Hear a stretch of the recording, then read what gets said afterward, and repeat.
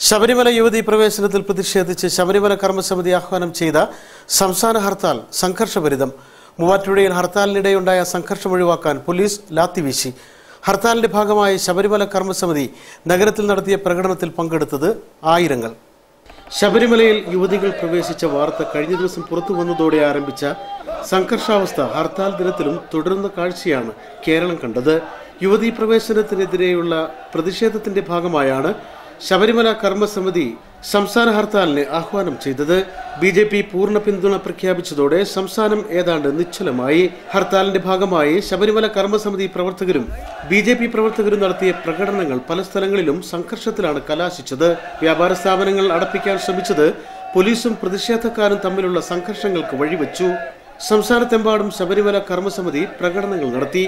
Police സംസ്ഥാന വ്യാപകമായി ശക്തമായ സുരക്ഷാ സംവിധാനങ്ങൾ ഒരുക്കിയിരുന്നെങ്കിലും പലയിടത്തും പ്രതിഷേധങ്ങൾ നിയന്ത്രണാതീതമായിരുന്നു. ഹർത്താൽ മൂവാറ്റുപുഴയിൽ പൂർണ്ണമായിരുന്നു. ഒറ്റപ്പെട്ട ചില സ്ഥലങ്ങളിൽ ഒഴികെ കടകളൊന്നും തന്നെ തുറന്നു പ്രവർത്തിച്ചില്ല. നഗരത്തിലെ ഓരോ മേഖലയിലും കർശന സുരക്ഷയാണ് പോലീസ് ഒരുക്കിയിരുന്നത്. ഹർത്താലിന്റെ ഭാഗമായി ശബരിമല കർമ്മസമിതിയും BJP പ്രവർത്തകരും സംയുക്തമായി നഗരത്തിൽ നടത്തിയ പ്രകടനത്തിൽ ആയിരങ്ങളാണ് അണിനിരന്നത്.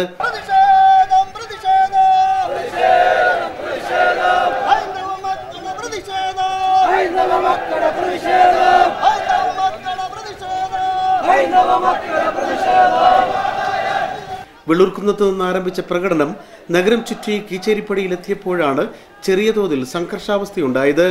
പ്രകടനക്കാർക്കു നേരെ മാർക്കറ്റ് ഭാഗത്ത് നിലയുറപ്പിച്ചിരുന്ന DYFI CPM പ്രവർത്തകർ മുദ്രാവാക്യം വിളിയും കൂക്കിവിളിയും നടത്തിയതോടെയാണ് സംഘർഷാവസ്ഥ ഉടലെടുത്തത്. പ്രകടനക്കാരും മുദ്രാവാക്യം വിളിയുമായി നിലയുറപ്പിച്ചതോടെ DYSP K ബിജുമോൻ ഇരുവിഭാഗവുമായി ചർച്ച നടത്തിയെങ്കിലും ഇരുവിഭാഗവും പിരിഞ്ഞു പോകാൻ തയ്യാറായില്ല. തുടർന്ന് പോലീസ് ലാത്തി വീശിയതോടെ ഇരുവിഭാഗം പ്രവർത്തകരും ചിതറിയോടുകയായിരുന്നു. KSRTC ഉൾപ്പെടെയുള്ള വാഹനങ്ങളൊന്നും തന്നെ നിരത്തിലിറങ്ങാതിരുന്നതിനാൽ യാത്രക്കാർക്ക് ഇത് ഏറെ ബുദ്ധിമുട്ടായി. ഇരുചക്ര വാഹനങ്ങളും സ്വകാര്യ വാഹനങ്ങളും നിരത്തിലിറങ്ങിയെങ്കിലും അത് നാമമാത്രമായിരുന്നു. യുവതീ പ്രവേശന വിഷയത്തിൽ പ്രതിഷേധം തുടരുമെന്ന് ശബരിമല കർമ്മസമിതി ഭാരവാഹികൾ പറഞ്ഞു.